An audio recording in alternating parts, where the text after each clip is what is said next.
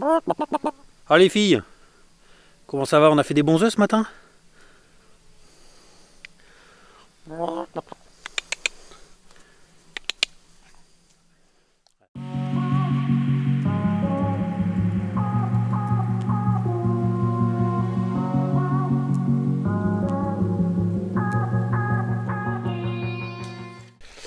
Salut à tous, bonjour, bonjour. Alors nouvelle vidéo, comme promis, aujourd'hui c'est une petite vidéo spéciale, présentation du car et présentation de l'aménagement intérieur. Voilà, donc je vous ai préparé des petits plans. Alors que j'ai fait sur papier, je vais filmer un papier, on va voir, parce que je voulais les incruster dans la vidéo, mais je suis un débutant hein, dans le montage vidéo, d'ailleurs ça se voit hein, sur les vidéos précédentes.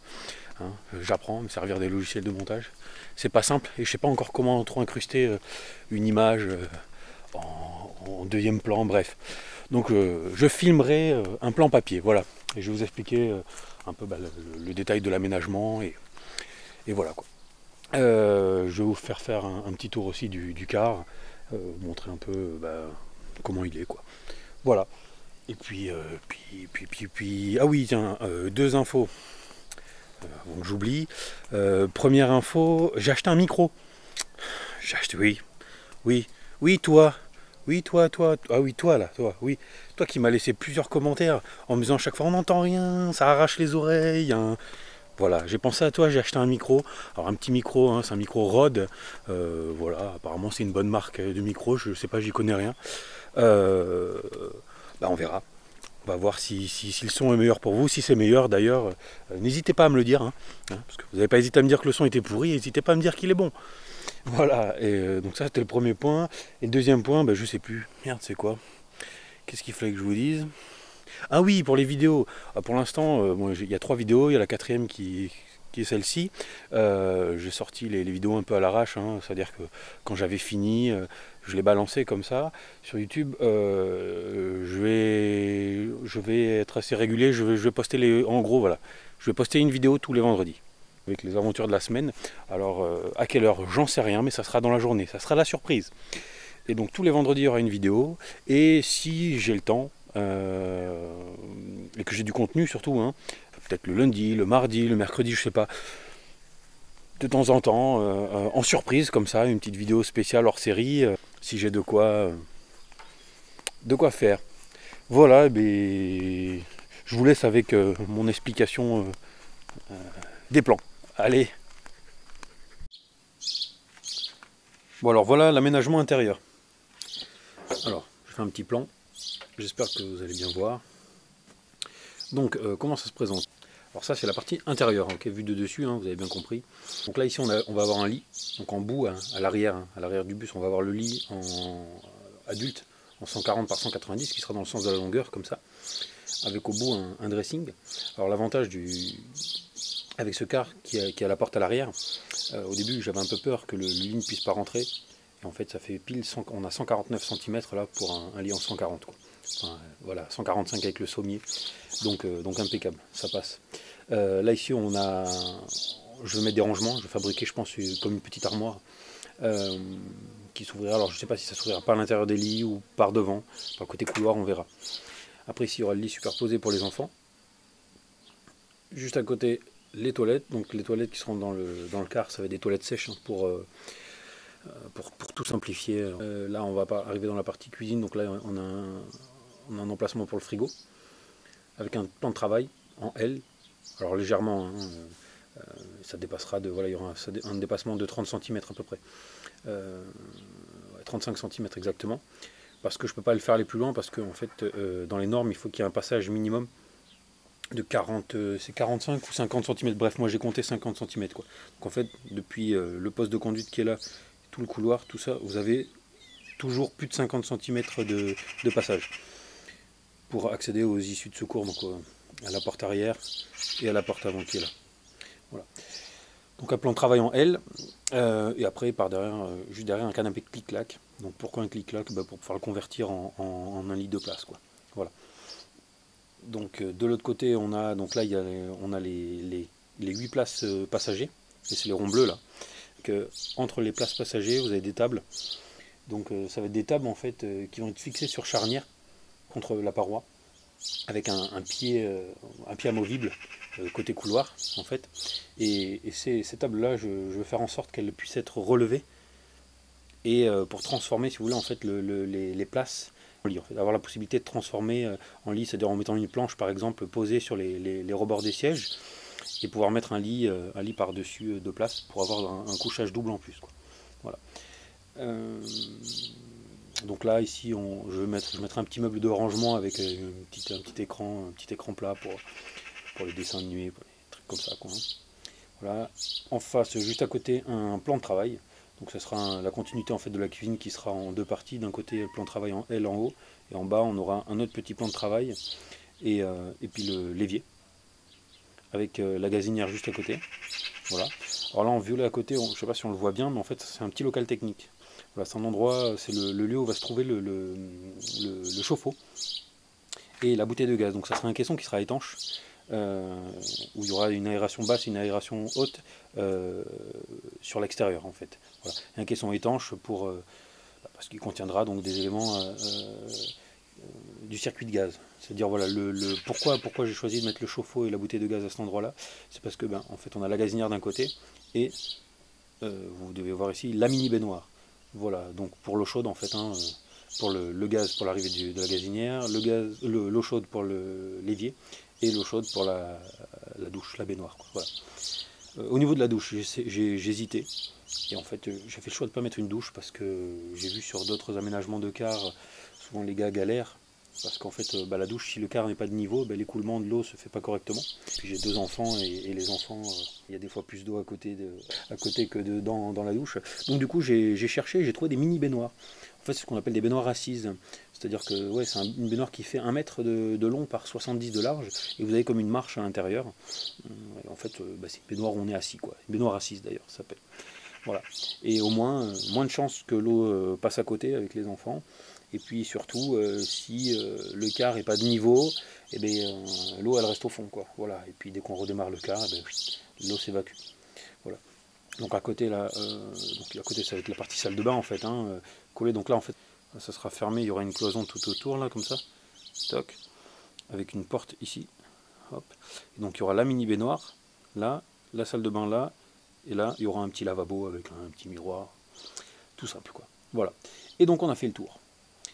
Donc ça, c'est pour l'aménagement intérieur. Alors, c'est susceptible de changer, hein. Je referai peut-être un plan où j'affinerai le plan une fois que le car sera complètement fermé, isolé intérieurement et que j'aurai la place exactement. Je pourrai calculer exactement la place nette qui me reste, quoi.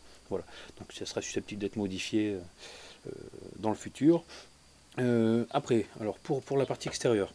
Donc là, vous voyez peut-être que sur le dessin, les vitres ont disparu. Les vitres d'origine, voilà, donc parce qu'en fait, je vais toutes les remplacer, enfin toutes les virer et les remplacer. Alors j'hésite encore à utiliser la technique de Jérémy des Vadrouillard Forever, c'est-à-dire en fait remplacer les vitres par des planches de contreplaqué fibrées, qu'après je reperce pour remettre des fenêtres camping-car coulissantes. Soit je vais retirer les vitres et venir tôler le car, quoi. C'est de la tôle 8/10, je crois, trosinguée qu'on vient souder avec des renforts intérieurs. Et voilà, j'hésite encore. Je me dis peut-être que la solution de Jérémy en contreplaqué peut être la plus simple et la plus isolante. Voilà, donc il faut que je lui demande quelques renseignements là-dessus. Voilà, donc après, donc sur les fenêtres, là vous voyez il y a 3 fenêtres, donc il y aura ça, c'est des grandes fenêtres coulissantes qui font 120 par 50 cm, donc il y en aura 2. Il y aura une petite 50 par 50 dans la salle de bain, pareil, coulissante, et de l'autre côté du car, on a encore, c'est de l'autre côté comme ça, hein, pareil, on a 2 fenêtres en 120 par 50 et 2 petits hublots pour les lits superposés des enfants. Voilà, pour qu'ils aient de la lumière. Parce que, je reviens à l'endroit, nous dans le lit d'adulte, je laisse la glace d'origine qu'il y a derrière. Alors j'ai dans les commentaires quelqu'un qui m'a dit ouais, si tu laisses la glace d'origine derrière, fais attention parce que tu vas avoir une condensation de dingue, etc.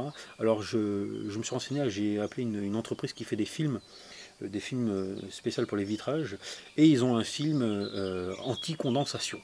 Voilà, donc c'est un film très épais, c'est un film de, je crois que il fait 380 microns, quelque chose comme ça, c'est un film qui se pose à l'intérieur, et en fait, c'est un film qui empêche la condensation. Donc voilà, je vais sûrement essayer de poser ce film-là sur la vitre arrière, et donc cette vitre arrière laissera passer la lumière au niveau du lit. Et si jamais il fait froid, je mettrai un rideau coulissant pour qu'on puisse isoler un peu le coin de lit, quoi. Voilà. Après, en plein hiver, à -20, on évitera de partir, quoi, en cas. Voilà. Donc dernier point, je l'ai oublié, pour les fenêtres. Donc pour les grandes fenêtres, je réfléchissais comment, parce que sur les fenêtres que je vais acheter, les fenêtres coulissantes, hein, donc qui sont aux normes R43, c'est les normes spécifiques pour les glaces qui vont sur les véhicules.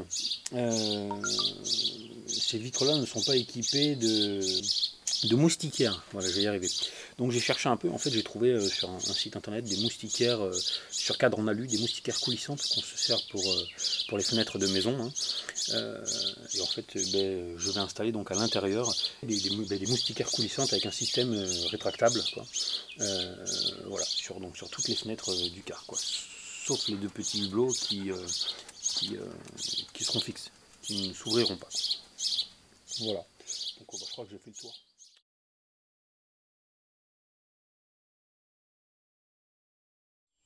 Allez, nous voilà dans le car pour la petite présentation, avec les caractéristiques de l'Iliad. Donc, comme je vous dis dans les vidéos précédentes, donc c'est un Renault Iliad de 2001.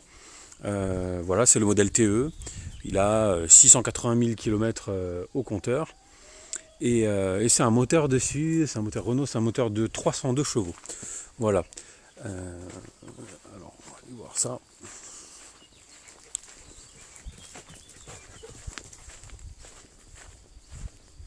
Donc la partie moteur et ici, je sais pas ce que ça va donner au niveau de la vidéo, mais donc, le moteur n'a pas encore subi son gros nettoyage de printemps, mais on va remédier à ça rapidement.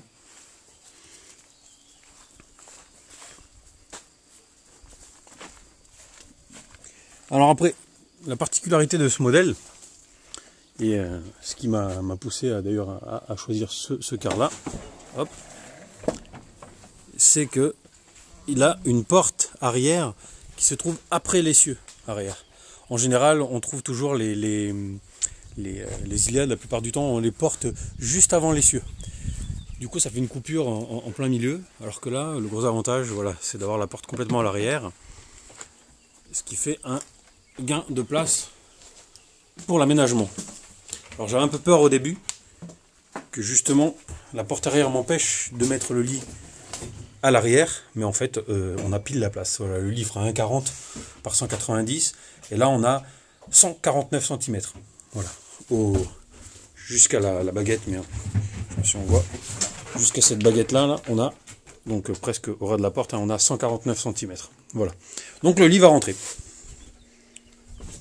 Hop. Alors point aussi intéressant sur ce modèle de car où la porte se situe après l'essieu arrière, donc c'est les soutes. Parce que pour le coup, et voilà, on va reculer un peu, voilà le gros avantage de la porte à l'arrière. C'est que vraiment c'est traversant, donc du coup on a un sacré volume. Alors malgré le fait que ce soit la version Iliad basse, parce qu'en fait vous avez deux versions, la version basse qui est un peu moins haute de 20 cm, et donc c'est ce modèle là, hein, où on perd en fait 20 cm dans les soutes. Voilà, mais on gagne 20 cm en hauteur.